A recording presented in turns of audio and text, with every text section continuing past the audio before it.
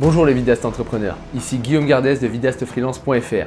Aujourd'hui, je vous donne une technique simple pour répondre aux demandes de travail gratuits.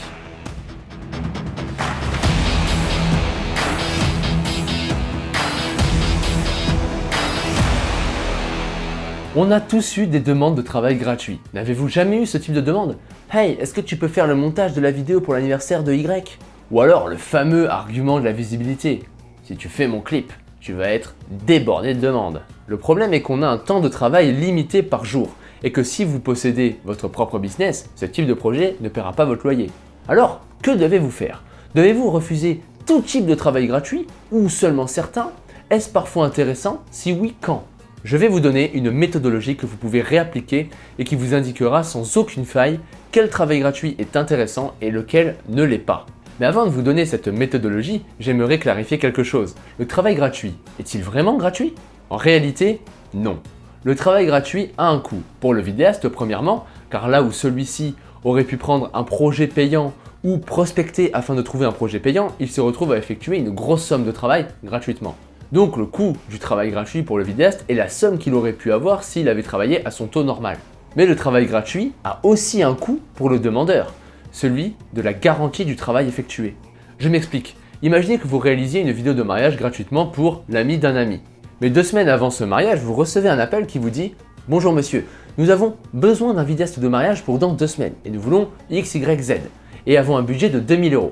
Écoutez, je vous laisse réfléchir et j'attends votre réponse dans la journée. À tout à l'heure. » Je pense que la décision sensée face à cette demande est d'annuler le mariage gratuit au profit du mariage payant, et c'est bien normal.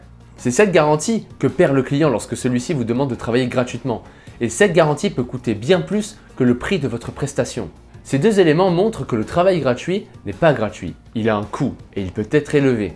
Alors, comment pouvez-vous raisonner pour savoir si un travail gratuit est intéressant ou non? Ma méthodologie personnelle est la suivante. Je me pose 3 questions simples. Qui me le demande? Quelle quantité de travail? Qu'est-ce que j'y gagne? La réponse à ces questions peut être formulée sous forme de notes, de moins 100 à 100. 100 étant le plus favorable et moins 100 la note la plus défavorable. Plus la note est élevée, plus j'ai de probabilité d'effectuer le travail gratuitement. Allez, je vais vous donner un exemple pour clarifier tout ça. Imaginons un scénario favorable. Mon père me demande une vidéo pour l'anniversaire de ma sœur. Il a sélectionné une centaine de photos et aimerait faire un diaporama avec les photos qui s'enchaînent en fondu. Si l'on prend mes 3 questions, qui me le demande? Étant proche de mon père, je vais attribuer la meilleure note, 100. Quelle quantité de travail? Grâce à Premiere Pro, je peux faire une séquence automatisée très rapidement, ce qui montera la vidéo automatiquement. La quantité de travail finale se résume à télécharger les photos et utiliser cette option dans Premiere Pro, qui montera automatiquement la séquence. Je vais certainement mettre moins de 15 minutes à monter une vidéo pareille. Par conséquent, le travail étant vraiment minime, je peux attribuer une note de 90. Pour finir, qu'est-ce que j'y gagne? Concrètement, rien de concret ni de tangible. Je mets donc cette note à 0. On se retrouve avec une note de 190 sur 300. J'en conclus personnellement que je peux effectuer ce travail gratuitement. Bien entendu, je ne pose pas le calcul à chaque fois, mais je considère toujours le travail gratuit selon ces 3 aspects. Allez, un autre exemple défavorable cette fois. Un collègue de travail de ma compagne se marie prochainement. Il souhaiterait avoir une vidéo de mariage. Étant donné qu'on s'est déjà parlé quelques fois, il me demande si je peux lui rendre ce service et réaliser cette vidéo. Passons ce scénario à la moulinette. Première question, qui me le demande? Je vais attribuer une note de 10, ce n'est qu'une connaissance. Quelle quantité de travail? Là aussi je vais mettre une note de 10, car réaliser ce film va me prendre beaucoup de temps, au moins 15 à 20 heures de travail. Qu'est-ce que j'y gagne? Encore une fois, rien. J'attribue alors la note de 0. Maintenant, que pouvez-vous répondre lorsque l'on vous sollicite pour du travail gratuit, mais que le travail en question ne passe pas le test mentionné précédemment? Tout est une question de cadrage. Vous devez être clair sur le fait que la prestation sera payante. De plus, vous devez traiter cette demande de la même façon que vous traiterez une objection au prix, car c'est exactement ce que c'est. Ma méthode pour traiter les objections est la suivante. Réception, position, action. Dans un premier temps, vous réceptionnez l'objection, comme un ballon. Vous accompagnez son mouvement et vous allez dans le sens de l'objection.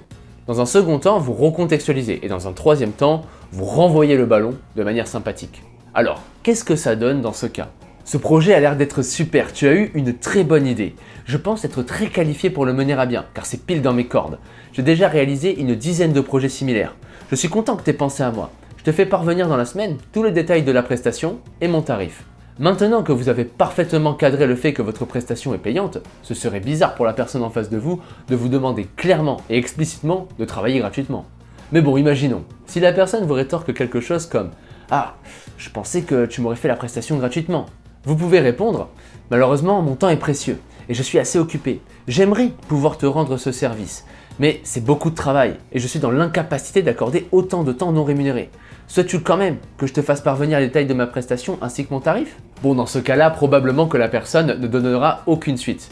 Mais de cette façon, tout est clair. Vous avez été sympathique et vous n'avez pas cette sensation d'avoir été coupable. Si vous voulez apprendre à vendre pour développer votre carrière de vidéaste freelance, j'ai une formation gratuite qui vous expliquera des processus en détail que j'utilise personnellement dans mon activité. Moi, je vous laisse là, je vous dis à bientôt et bon courage dans vos projets.